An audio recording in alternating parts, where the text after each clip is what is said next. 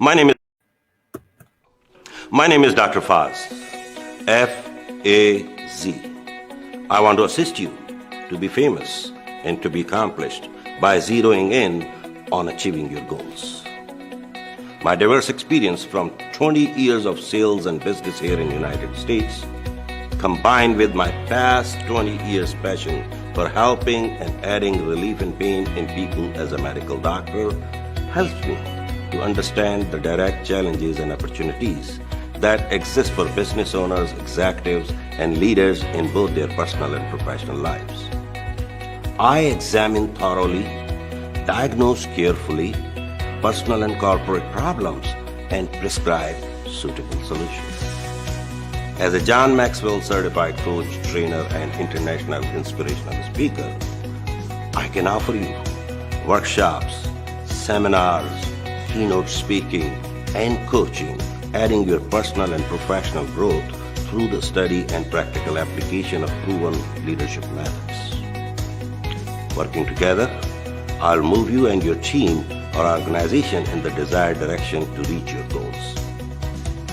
I'm a facilitator of mastermind studies and roundtable events. Call or email me if you would like to know more about my services or a free consultation. Being a certified speaker, coach, and trainer for the John Maxwell team means that he is part of a team of elite coaches, teachers, speakers, and professionals taking leadership training, talents, skills, and adding value to people all over the world. Everything rises and falls on leadership.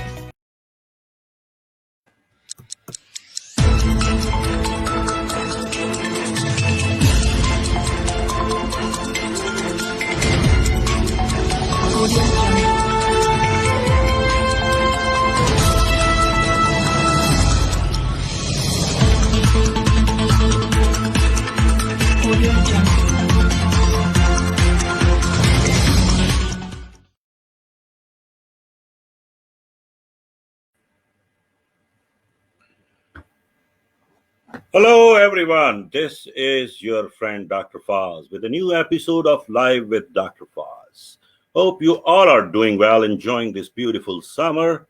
Here I am with my new beautiful guest. You know, I bring always some go-getters and achievers.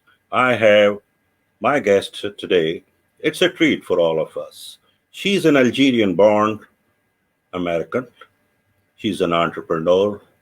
She's a success coach, trainer, international speaker, multilingual, multi-talented, multicultural, and she is an advocate for empowering women as an entrepreneur.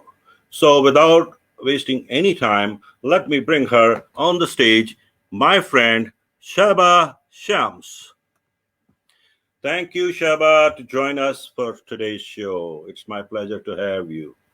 Hello, citizens of the world. Hello, Dr. Fazal. Thank you so much for this amazing introduction and for having me. It's such an honor to be here. Thank you so much. Yeah, so it's just a conventional way people do interviews, so now I have to follow that. Although I'm not a conventional guy, but people do a traditional way to start the interview, asking a question to every guest. Would you be kind enough to introduce yourself? I read the whole, like it's a long your intro, but but I would like people to know. Although your intro is going as a ticker, you can see at the bottom of the screen. People can read that too, but I would like to know from your mouth that where were you born, where were your education, how was your journey from Algeria to United States, and as a successful woman, a successful entrepreneur. So would you be kind enough to a little bit share with us? Thank you. Dr. Fazal, again, thank you so much for having me, and thank you for the audience for tuning in and for watching and following. We appreciate that very much. So my name is Shaba Shams, and I'm originally from Algeria, North Africa.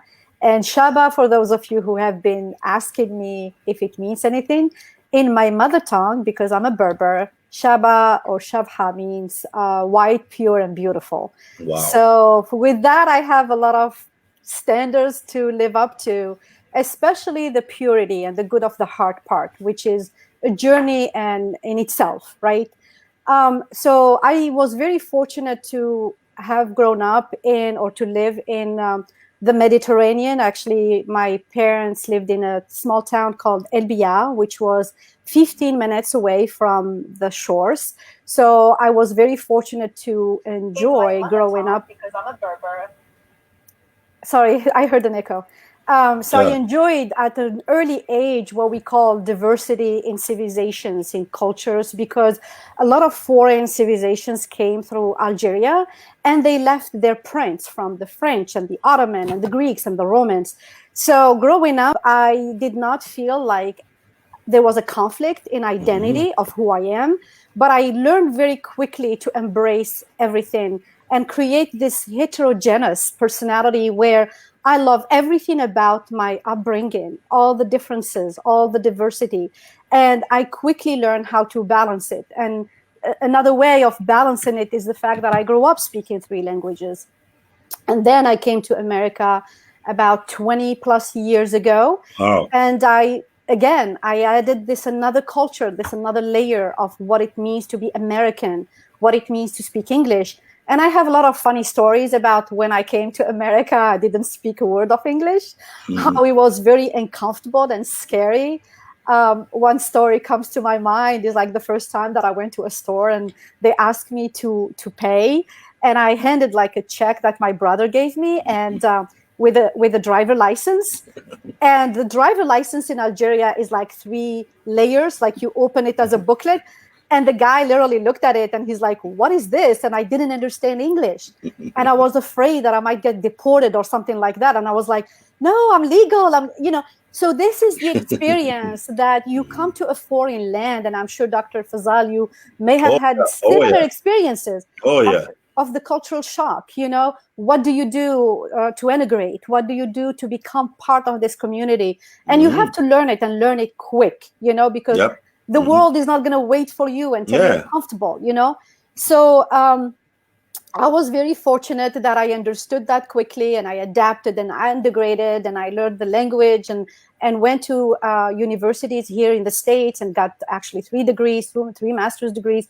So very fortunate of the journey and the whole experience. I mean, having said that, it has its challenges and obstacles that I'm hoping that I'm going to start sharing because, I just opened the YouTube channel that I'm going to be sharing those stories because I think they can be inspiring. Success does not happen overnight. Happiness, it's something you need to build and you need to be very patient with life and focus on the journey more than you focus on the destination. Of course, yeah. Oh, no, I have a lot of stories. If we will talk, it will take like hours and hours.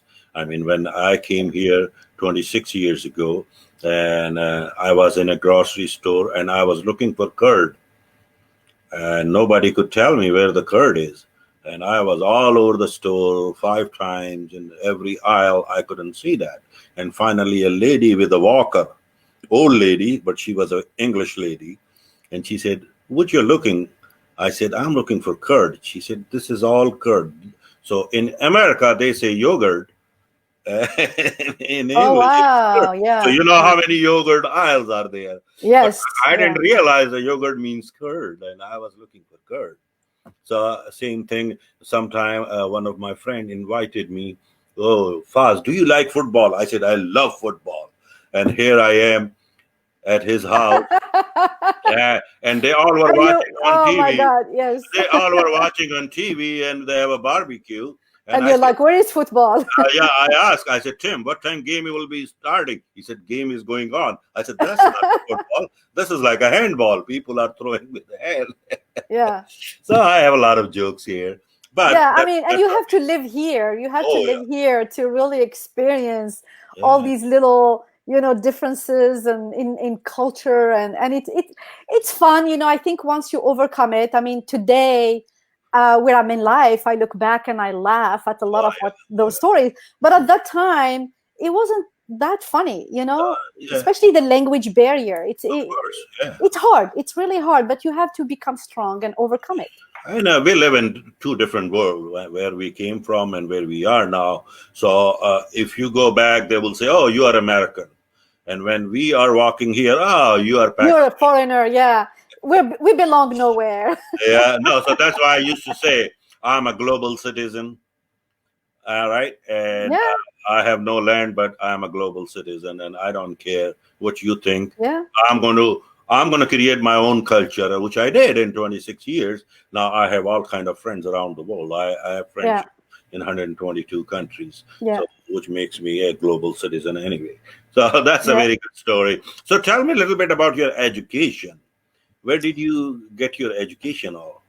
So my education, I feel like I've been in school all my life, and the Yeah. reason is because I come from a family not many are educated. I mean, we don't have people going into higher education and stuff like that. So I knew at an early age, again, my generation, not many women even were lucky to get an education. You know, I'm not 20 clearly, so it just was the way Algeria was at the time. A lot of my girlfriends growing up together, they got married in middle school and high school, and by the Mm. time I graduated from high school, they already had kids. You know, so I refused that life because my mom really, bless her heart, focused on pushing me into getting an education, and she always told me that my path to freedom, my path to happiness and growth was that I get an education. And Mm. I really did that my entire life. And I actually have been an advocate for literacy and education and learning because people can empower themselves through knowledge. You can change your life when you know what you don't know, right? So that No, will already put you in a whole different category. exactly. And people also see when you're knowledgeable, you have wisdom, you have good advice, you have good direction, and they come to you for advice. You know, show me how. I don't know Mhm. how to do this and that. So in Algeria, I actually, after high school, I did 1 year in nuclear physics. I was Oh. part, yeah, right after high school. I did 1 year of nuclear physics, and it was actually not a regular school. It was part of the Department of Defense in Algeria, and Mhm. they paid us actually we had a salary Oh. and everything. Uh, After 1 year, I didn't feel like that's what I wanted to do. I was going through this phase where I was becoming a humanitarian, and I wanted my life to be bigger. So I went into a degree in law, like the jurisprudence of Algerian law. I did okay. that and I graduated. And Mhm. then I started a master's degree in socioanthropology of North Africa. And Mhm. that's when, after 2 years, I think I didn't finish it. After 2 years, we came to the state. And so and then of course, like I shared with you earlier, I come to America and the first thing is like, I don't know the language. Holy cow. How am I even gonna communicate? So I focused on the language. I did some very fast speed English as a second language. Wow. I did a lot of, listening, watched a lot of TV, subtitles. I mean, I did whatever I needed to do to get my language right. And Mhm. then maybe within the following year or so, I joined University of Illinois at Urbana-Champaign, which is a very reputable school. I did my first master's degree in French studies. And Okay. then I went back after a while. Of course, I worked in between, right? So I went back and I did a master's degree in library science Hmm. and combined with architecture. Oh my God. I did 2 years in architecture school at the Wow. University of Illinois. And then, of course, after that, I got a job that I couldn't refuse. When I finished my library science degree, I went into leadership and management. Oh. And I was a senior director and a manager for 10, 14 years around there. And then I went back and I did the master's in information management at Syracuse, and that's what you saw. So Mhm. now I decided that I really want to stop going to traditional education because I feel like in school we are learning so much unnecessary thing, and you Of get the course. degree. So now I'm more an advocate of self-education, and that's why I decided to become an entrepreneur, because you really can accomplish a lot even if you don't have traditional education. I mean, you're a doctor and I have 3 masters. I mean, clearly traditional education is amazing to Mhm. lead the way and establish system and processes, but not everybody is Mhm. destined for traditional schooling. Yeah. And we can actually create an infrastructure for them to Mhm. do self-education. Correct. I agree with you. I mean, like I have medical degree, I have a master's in business too. But MashaAllah. yeah, but I never, ever, ever believe that I used any masters of business in my practical life because it's all theoretical. Uh, Absolutely. and I learned through my own experiences by doing it. And I totally 100% endorse you on that. The personal growth and personal development and personal education is the important key to become a better person in your life, Absolutely. regardless. And that's Yeah. why. Yeah. So let me ask you this way: when we are talking about entrepreneurship, Yeah. my first question, which is a very simple question, I ask every entrepreneur to just learn a different aspect of that. What is the definition to you as an entrepreneur? What does it mean?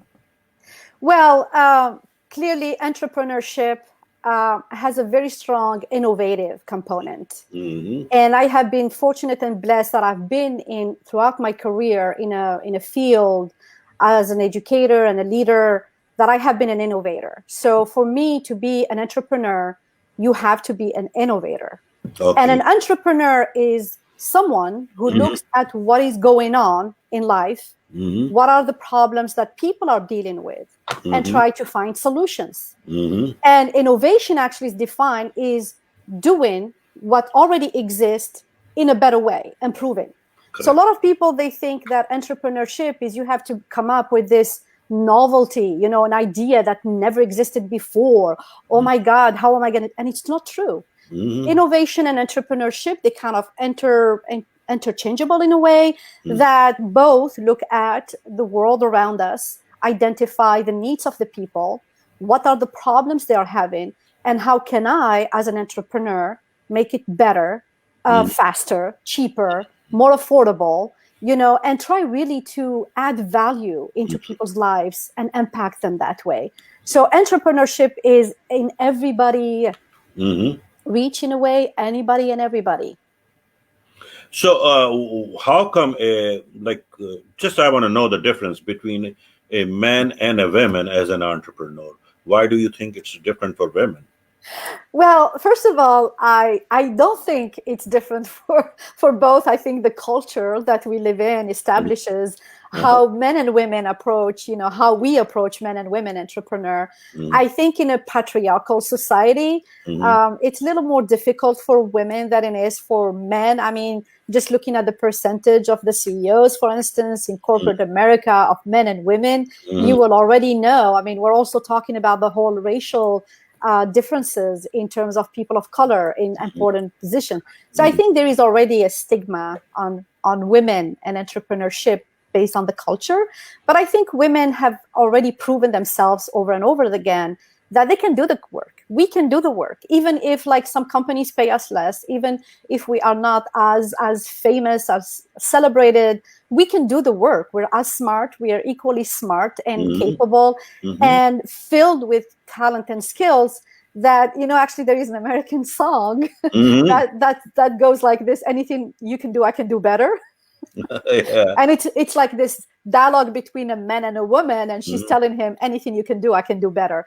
Ah. So it's a really matter of educating people that in today's economy, men and women can contribute equally, Mhm. and the work and the contribution that a man can bring to the society, to the family, to the culture, a Mhm. woman can do as well. So Ah. how can we move from that patriarchal Mhm. mindset that has been set for centuries into really being more about equality Mhm. and equal rights and equal obligations as well?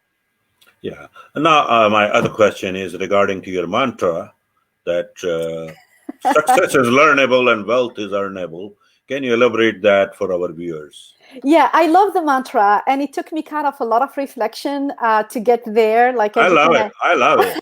yeah, because everything in life, I think that you have to meditate and you have to think and you have to pray on it just to make sure that what you claim is aligned with yourself.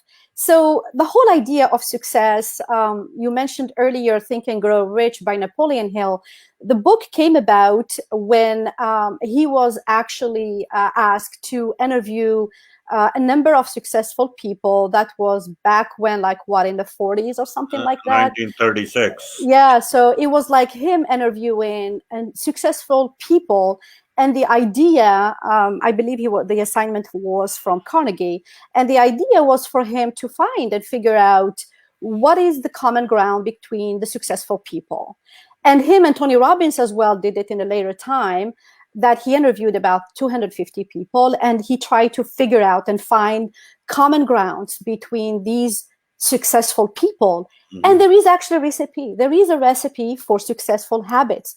So you look into the successful people and you realize, like, oh my God, they actually like do A, B, C, D, and I'm not going to go through it right now, but there are things you can teach people how to become successful. And that's why I stated, like, wow, then success is teachable, is learnable. You know, you can teach it and you can learn it by really looking into the habit of successful people. And then I took it a step further. I started now looking into the Muslim entrepreneurs and the Muslim successful people. And I started interviewing actually a few of them, because I'm really interested in looking at the habits of men and women Muslim entrepreneurs, because you talk about gender and we need to talk about gender in this situation. So I am actually calling out there for all the successful Muslim entrepreneurs, please reach out to me and have a conversation, because I really want to create a manual, like a blueprint for what it takes for Muslim entrepreneurs to be successful. Now, you're going to tell me, is there a difference? Yes, there is. Yes. Because the most important part of success in anybody's life, and any successful entrepreneur will tell you, is the belief system and the core values. So that's why when we talk about Muslims, we have to look into their lives as well, and their values, and how they use their life and their faith and their belief to become strong, keep going, and to become successful. And wealth is earnable, of course. You can earn wealth, and money is energy that you can earn when you actually start gaining and building that successful mindset, and you are value driven. Then the wealth is earnable. Yes, exactly. And that's the way I usually explain to my clients when they ask me these questions. And you know, yeah, absolutely. You understand the importance of the mindset. Exactly. You know, there is no success, there is no riches if you do not have the right mindset. Yes, exactly. And wealth is automatically will become a byproduct of your learning skills. If you have the skill, and if you do the things in the right way, like one of my great friend, he's a great coach and trainer and an international speaker too. So I love his code always, that successful people don't do different things. They do things differently. So this is all same thing which we have in our life, but we don't have in a certain order. That's why Napoleon Hill interviewed 500 people and found those 13 principles common in all those. Same thing Tony did, and I'm at 126 so far. I'm interviewing too. Wow, so wonderful. Yeah. And I'm going to be also completing my 300 people, which I have the target for, and then I will publish it. And I can feel it, because I have a little bit like practice on Napoleon Hill's book, Think and Grow Rich, because I read it at least like I can say 5 times a year in last 15 years, or over 70, 80 times.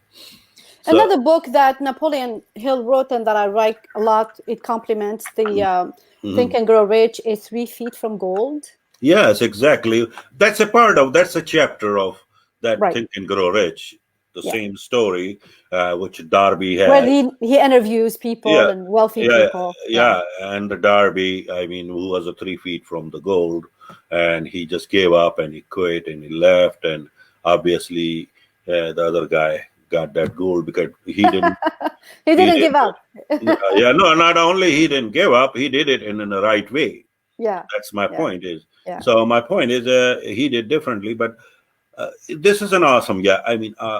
Truly, I mean, wealth is always a byproduct. So tell me a little bit about what are your ventures nowadays? I mean, what you do exactly as a trainer, as a coach, or as an entrepreneur? These three are different fields, obviously. So how you manage all these? A lot of energy, a lot of coffee, and I think it's the excitement of life itself. I'm very passionate about what I do, and I feel like after all this education and experiences in my life, finally I found my calling. And when you do that, everything becomes easy. You know, Dr. Chopra defines abundance as the life or the things that come to you with ease, you know, and this is becoming or coming to me with ease. I'm working on so many different projects, and I'm involved in so many different as well. I do a lot of nonprofit as well, humanitarian and charity work that is dear to my heart. I do it all with ease, you know, because it's part of my abundance mindset, and it feels almost like my 24 hours is expanding. Because really, I don't wake up and say how much money I'm going to make today or this, but I really always am excited when I'm helping and getting feedback from people and questions and answering and giving guidance. And like I said, I have this mentorship program. We have a few young people in there who are asking questions about how they can improve themselves and their lives. And we do it benevol, you know, we don't charge them for that. And that's already a great thing to do, you know. And we're doing all these challenges. We just finished one that's called Earnable Muslim. And we did a 7-day challenge that we're turning into a book. And then we now created a mastermind that we call Earnable Wealth, which is open to Muslims and non-Muslims alike. And then we're working on so many different projects. But I think it's the excitement of what you do, that you're passionate about it. And then you found your calling, like you're exactly where Allah and God wants you to be. And it's not easy and it's not given, you know. Once you are in that beautiful spot, that when you work and you are creative, again, that's very important to me, creativity and freedom. So I am living and designing my life around my workout, around my prayers, around my family time, around so I created a beautiful balanced life where yes, I can get involved in many projects. And yet it feels like there is barakah. What I do is just happening. So I encourage people to really reflect on finding their calling. What are they put on this planet for? What is it really that excites them and bring them so much joy then that it becomes a lifestyle? Once people tap into that, I believe that it becomes like Chopra says, ease, you know? Yes. I mean, definitely, Dr. Deepak is a genius guy. And obviously, he has a lot of great things to read and learn. So tell me a little bit about your learning side of the life. Means what kind of time you spend in reading? Let's start like that. Well, first of all, thank you for that question, because I get that a lot. I don't read fiction. You know, the nature of my life, ever since I was growing up, I read nonfiction because I'm hungry for learning. True. I'm hungry for learning applications. And I know fiction help you create and imagine. I'm a photographer as well. So I started photography since I was 14 years old. So I've been spending a lot of time nourishing myself with photography more than fiction words. You know, I'm a very visual person, and it's okay. People need to find where they can excel and be successful more. So my media is more photography, video making, face-to-face, creative visual aids. So that's really where I feel more comfortable. So I read a lot, pretty much. You know, you're a John Maxwell, and so am I. Pretty much I read everything that I can read from, you know, our guru there, you know, John Maxwell himself. I remember the first book that I read actually is Intentional Living, that a friend of mine gave me, and Dr. Fazal. That book changed my life. That actually is the book that started my whole journey of personal growth. I read it, and the first thing that I gained is mindfulness, you know, intentionality. And then it really led me into this deep self-search about who I am. And of course, being a Muslim myself, so it coincides also with, you know, with my self-searching in my own faith. And the result was beautiful. And I entered this amazing journey of self-growth that there is no turning back. Once you start, you never stop.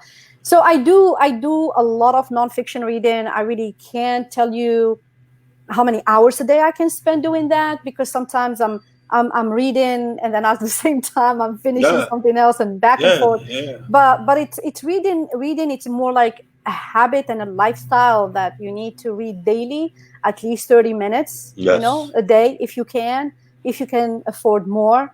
And then everything I do requires reading. Everything. The content we've been creating for our programs required a lot of reading. My YouTube channel alone required a lot of reading and lessons and video watching. So the most important thing is you expose your brain to learning new things. Find your media, whatever it is. If it's reading, if it's listening, it's viewing, whatever it is, and try to diversify, because you're touching or hitting your brain, and you're a mental science, you're hitting your brain from different angles, and that's where the information starts to sink in, and something happens in there that gets outcomes. No, you reminded me that book, Intentional Living. Actually, I have a signed copy from John, and I read it too because I always get his signature whenever I buy any book. I mean, I buy every book, but which he wrote, but he signs it, so I keep for my library is full with those copies. And I love his stuff. He's one of the life changer in the entire right now world. Absolutely. I mean, actually my first book which I read was Developing a Leader Within You 2.0. And then after that I read 21 Irrefutable Laws of Leadership. Then I did Masterminds and all that, and since then I've been doing and 15 Invaluable Laws of Growth. Yeah, that's a classic. That's oh my gosh! I just finished a mastermind with my Pakistani friends in Urdu. There is also another book that I really like, and I'm thinking about doing a visual board using it. It's called Put Your Dream to the Test. Oh, I love that book. I think it's a phenomenal book that everybody should read and put in application, because that's what you need to start really identifying your passion and your goal and dream in life, and if it's even achievable. I did in 6 universities so far. Put your dreams on the test. We should do a virtual summit on put your dreams on the test. I'm going to put together. Now you reminded me. We will do it together. Let's do a virtual summit, and then we'll do it together. I love those questions. All right, deal. We got it. Yeah. I'm with you. I'm there. I'm in. I love to. I'm in as well. But that's a great subject to be really, especially for our young generation. Absolutely. So they should realize, are they living their own dreams, or they're living someone else's dream? That's very important. That's why I mentioned it. Definitely, I will start that. So, if I will ask you as a student, and I'm a student always, give me 3 books which I must be reading. At least 3 great books which you think everybody should read. Well, the first one I would say is Put Your Dream to the Test, because I mentioned it for a reason, because we don't know what we don't know about ourselves, The second one, Think and Grow Rich. Very important principles there. It'll give you the foundation of everything you need to know and everything you need to build. It kind of just like push the button and clicks, the third one, I'm a little hesitant because there are so many of them. I think it's from Carnegie, How to Make Friends. How to Win Friends and Make how to influence people and win. How to influence people and make friends of Carnegie. That's a very important book as well. And the premise of the book is that people don't care how much you know until they know how much you care. And people will follow you because you can connect and relate to them. So this is somehow a way to tell these people who are pretentious out there, that they want to make a difference in the world, but they don't even understand what are people's concerns and need, there is a total disconnect. So for you to be able to influence people and impact people, you need to be in the business of people, and you need to care, and you need to connect. So that's how it is. So these are my books. My first pick. And you made me feel so good because I'm graduated now. Because all these 3 books I teach, and I will add on to that how to influence people, like from Dale Carnegie, which was written in also 1937. Yeah, I mean, at the same time of Napoleon Hill. And believe me, the first time I read that book in 1969. First time I read that book in Urdu translation. Wow, yeah. And amazing. Since last 50 years, I have been using that book intentionally or unintentionally, which is one of the, you can say, the people who are in marketing and sales, it's like a sales Bible to them.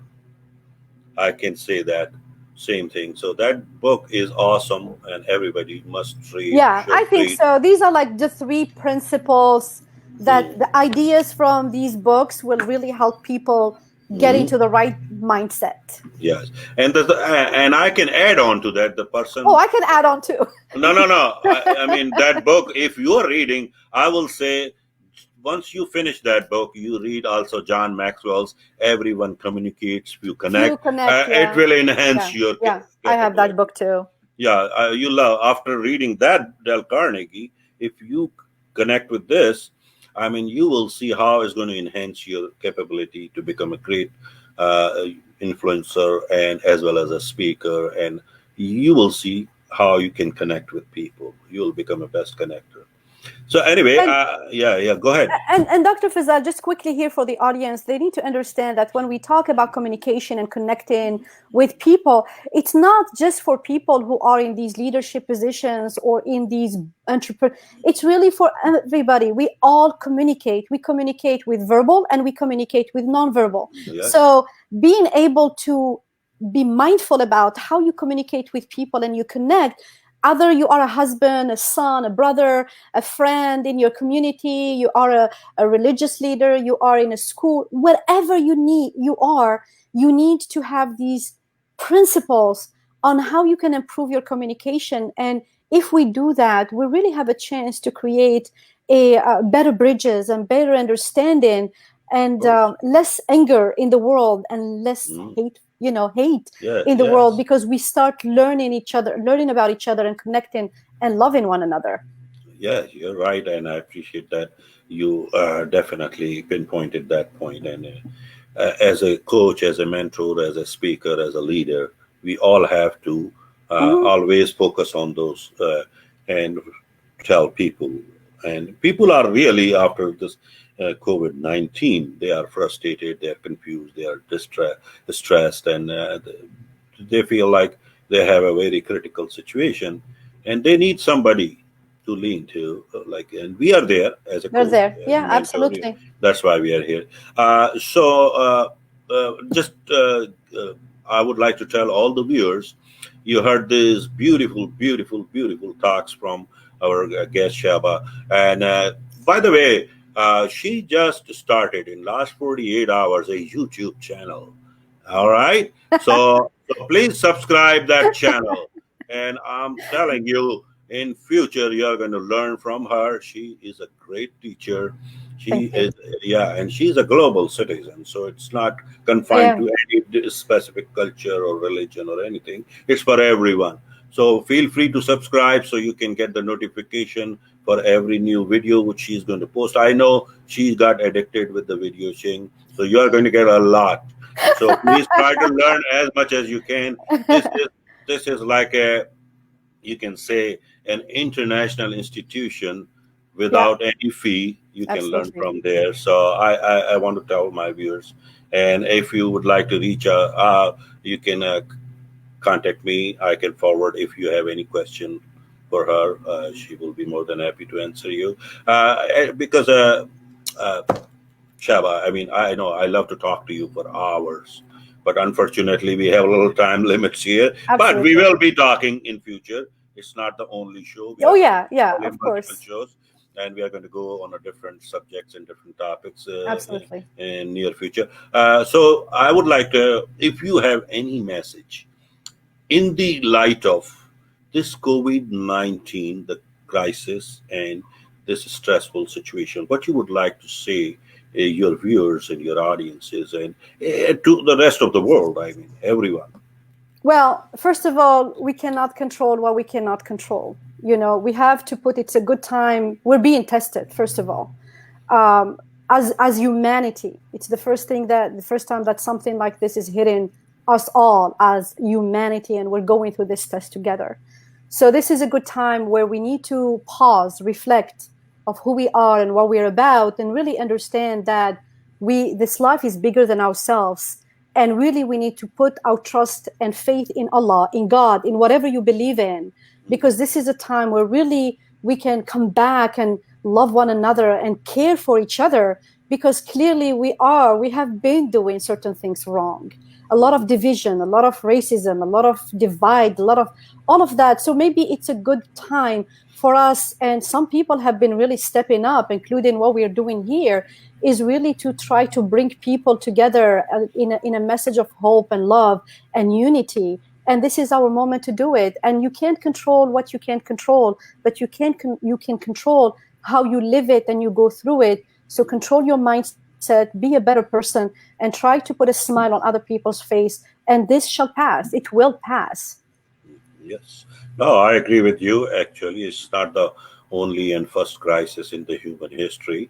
I mean, we have been through so many, and it seems so big to us because it's going through our life. Otherwise, in past, Yeah, you we're can living say, it. yeah, and we are going to live in it, and we will survive. Obviously, uh, everything at the end will be okay. And if it's not okay, it's not over yet. So don't worry about that. We'll Yes, be okay. Because, absolutely. yeah, so you believe in your faith, always you always feed your faith and starve your fears. And in this way, you are going to overcome on every single fear you have in your life. If your faith is strong, fear will go away. So I'm highly thankful to you, Shabat, for joining me. It was really a pleasure to have you on my show. Same here. And I am with this that we are going to have some other shows together. And I, I I hope count on you, it. yes, exactly, because people need people like you to come on screen and tell them and just guide them and help them Inspire. Yeah, and cheer inspire. them and Yeah. cheer them. And they need some cheer. So thank you very much. Have a really wonderful day and a Thank wonderful you. summer. And just keep in touch, please. Uh, uh, Let me know if what other subjects we can talk to, and also we can go on air and live, so we can try to teach people and maybe we can add value to their life. Absolutely. All right. Thank you very Thank you. much.